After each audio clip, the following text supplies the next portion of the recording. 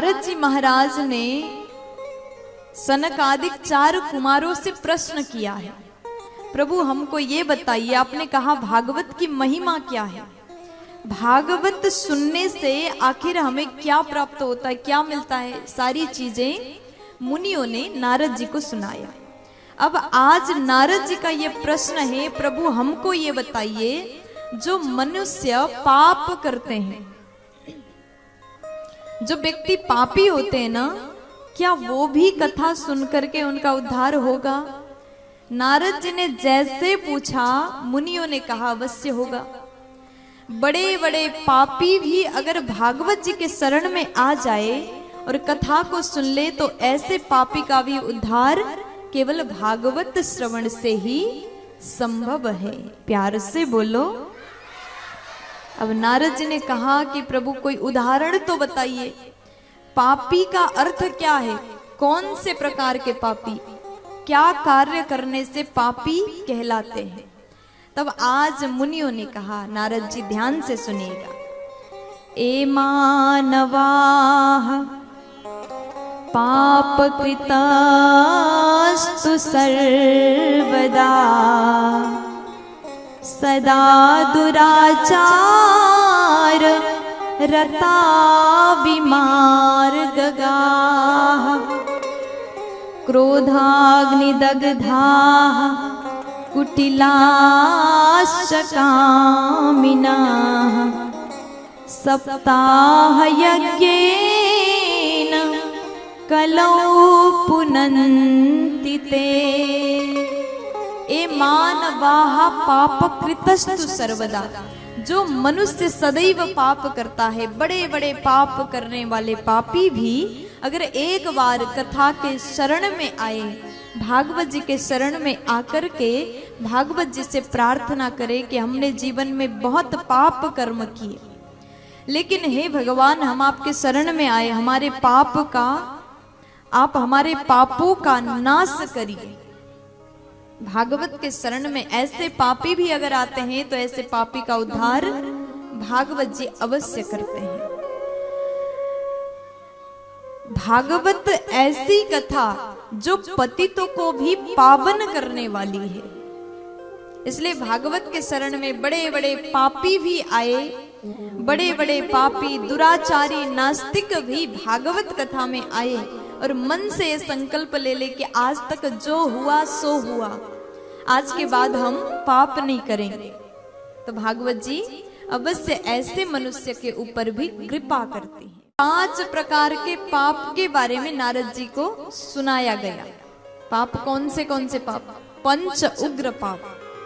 आप लोग भी ध्यान से सुनिएगा, आप लोग भी शांति से सुनिएगा। ये कौन से पाप है जो सबसे बड़े बड़े पाप के श्रेणी में गिना गया? सबसे पहले कहा मदिरा पान करना। मदिरा पान करने वाले व्यक्ति महापापी होता है। बहुत बड़ा पाप मदिरा पान को बताया गया, इसलिए कभी भी मदिरा पान नहीं करना चाहिए। आप लोग सुन रहे हैं ना, आप लोग इस बात को समझ लीजिएगा, जो मनुष्य मदिरा पान करता है वो महापापी कहलाता है। मदिरा पान करना महापाप होता है। दूसरे नंबर में कहा जो व्यक्ति ब्रह्म हत्या करता है, ब्रह्म हत्या करने वाला भी महापापी है।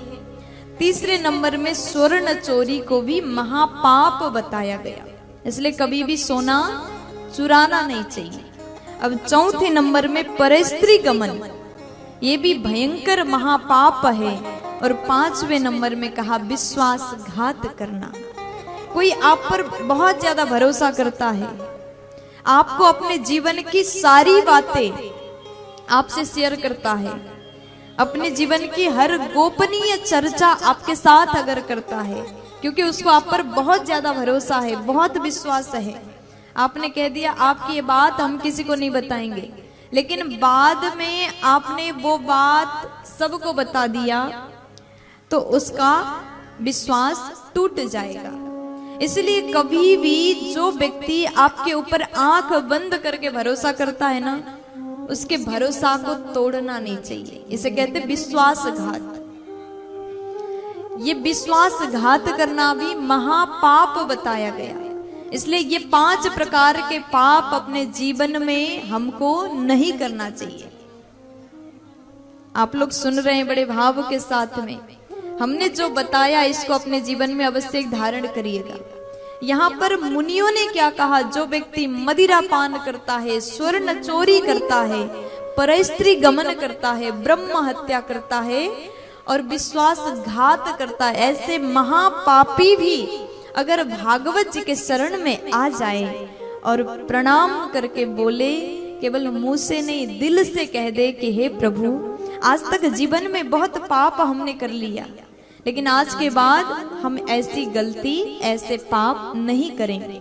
अगर ऐसा संकल्प आपने लिया है तो आपका उद्धार अवश्य होगा। प्यार से बोलना पड़ेगा।